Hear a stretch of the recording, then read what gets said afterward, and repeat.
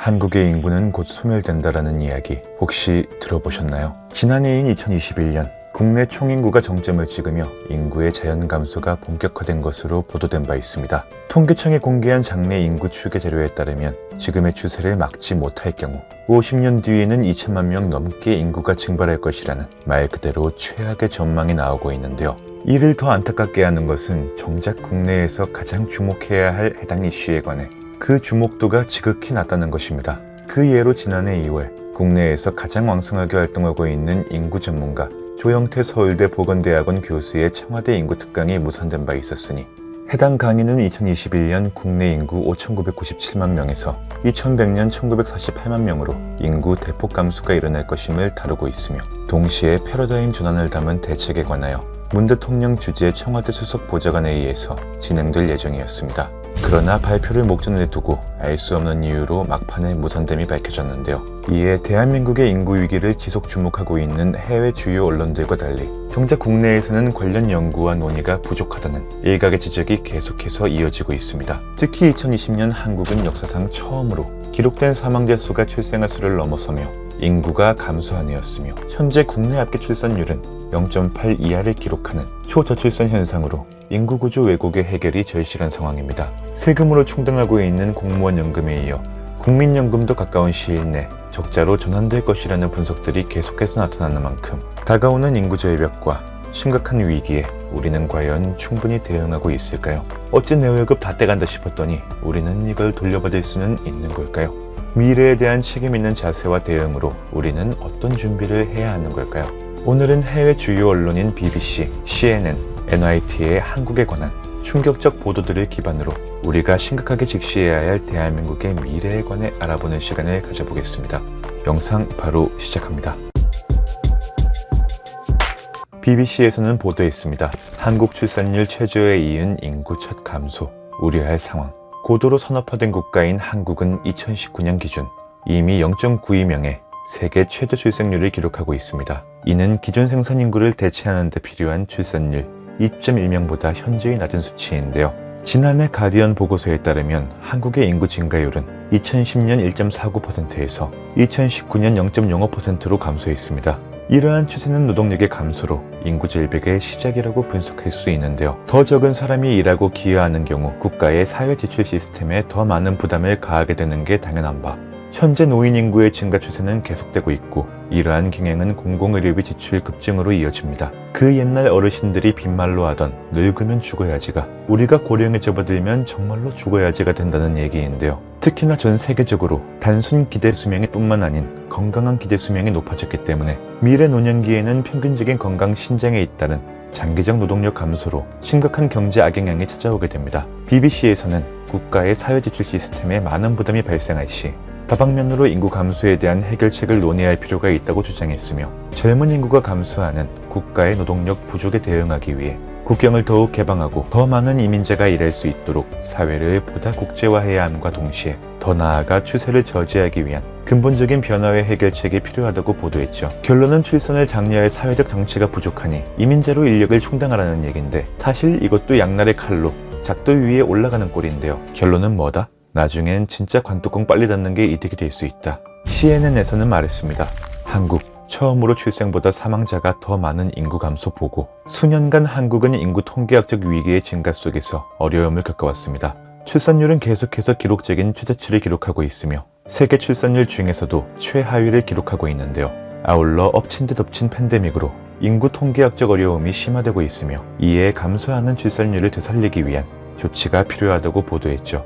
행정안전부가 발표한 인구조사 자료에서는 인구 사망의 교차점에 도달한 것으로 분석되면서 가파르게 고령화되고 있음을 시사하는 바, CNN에서는 한국의 문화적 요인 또한 출산율 저하의 동기로 분석했는데요. 지속적인 출산율 감소는 저출산이 한국의 심각한 사회적 문제임을 증명함과 동시에 이에 따라 복지, 교육, 국방 등 정부 정책의 근본적인 변화가 필요하다고 설명했습니다.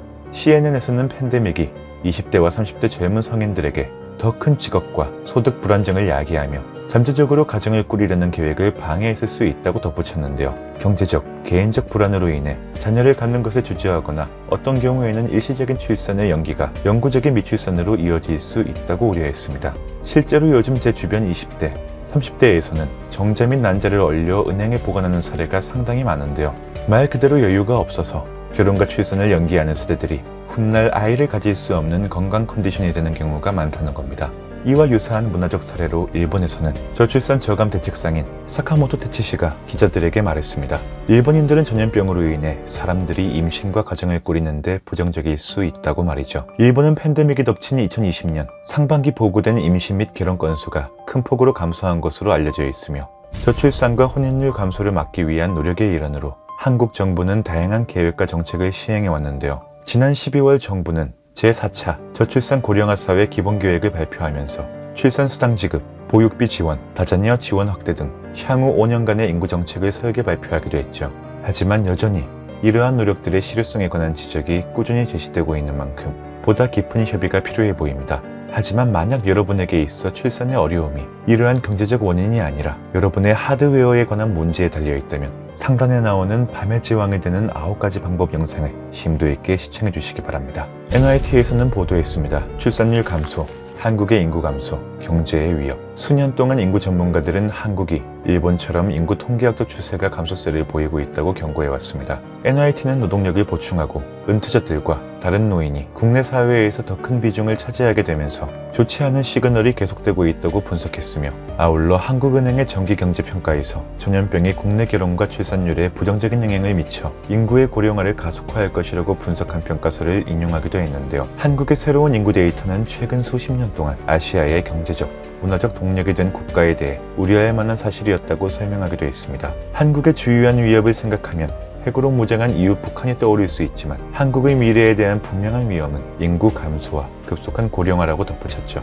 NYT는 역대 한국 정부는 부부가 더 많은 자녀를 출산하고 양육할 수 있도록 재정적 인센티브를 제공함으로써 저출산에 대응하기 위해 많은 노력을 기울였으나 점점 더 많은 수의 한국 청년들이 홀로 생활을 선택하고 있음을 자세히 설명했습니다. 한국 청년에게 불균형적인 영향을 미친 경기 침체에 뿌리를 둔 선택이며 분명한 대책 없이 시간이 지남에 따라 저출산은 심각한 경제 위기를 야기할 것임이 자명하다는 얘기였는데요. 인구 위기로 젊은 근로자가 감소한다면 고용주는 고용 인력을 충당할 수 없고 줄어든 은퇴자는 활동 노동 인구의 일부를 구성하게 되는 한편 이들을 보조할 정부 자원은 더욱 감소할 것이라고 설명한 바 국내 인구 내 65세 이상의 자살률이 가장 높음 또한 덧붙이면서 총체적으로 인구를 보충하기 위한 임계값을 준비하기에는 많은 논의와 준비가 필요할 것으로 해석했습니다. 출산에 대한 금전적 보상을 높이는 것이 도움이 될지 불투명한 상황 속에서 쏟아지는 정부 유인책에 실질적인 위기 대응책이 있을까 하는 의문 또한 시사한 만큼 NYT에서는 한국의 현 상황을 보다 심도 깊게 파헤쳤다고 볼 수 있겠네요. 그렇다면 국내에서는 해외에서 꾸준히 지적되고 있는 인구 위기를 어떻게 바라보고 있을까요? 앞서 언급했던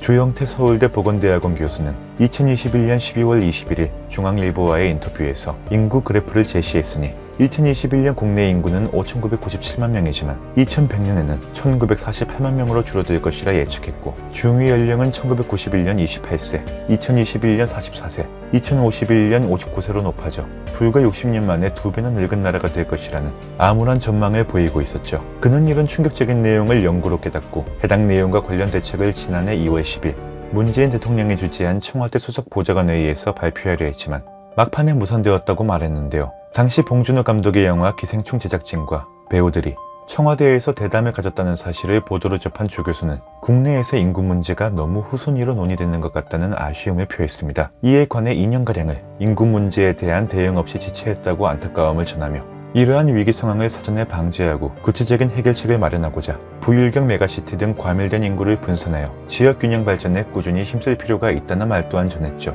주 교수 외에도 국내 많은 기관들이 인구 절벽과 위기 상황에 대해 여러 차례 공표하고 있는데요. 한국금융연구원에 따르면 한국의 잠재 성장률과 관련하여 인구 절벽과 생산 연령 인구의 감소 속도가 빨라졌다고 설명했고 국내 총인구는 줄곧 내리막길을 달릴 것이라는 암울한 전망에 힘을 싣기도 했죠. 아울러 통계청 역시 향후 10년 동안 한국의 인구가 연평균 6만 명 안팎으로 감소하였으며 2030년에는 5,120만 명으로 감소하고 2070년에는 3,766만 명까지 감소할 가능성이 높다고 설명했습니다. 이러한 국내의 분석 또한 이어지고 있음에도 인구 위기에 관한 실질 대응 방안과 논의가 부족한 상황에 우려의 목소리는 더욱 커져나갈 수밖에 없는 것이죠. 여러분은 오늘의 이야기에 관해 어떻게 생각하시나요?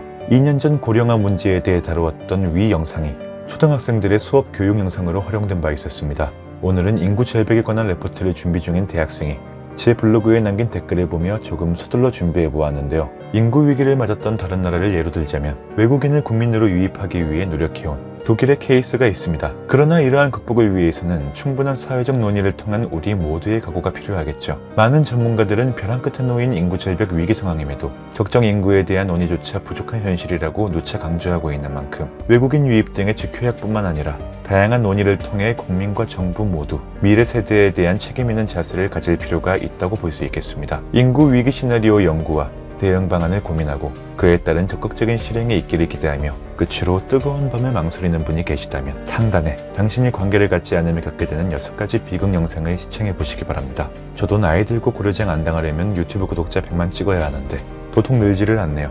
에이 발. 오늘 영상 유익하게 보셨다면 큰 힘이 되는 좋아요 한 번씩 꾹 클릭해 주시고 보고 싶으신 영상 주제가 있다면 언제든 댓글로 남겨주세요. 오늘도 시청해주신 여러분께 진심으로 감사드립니다.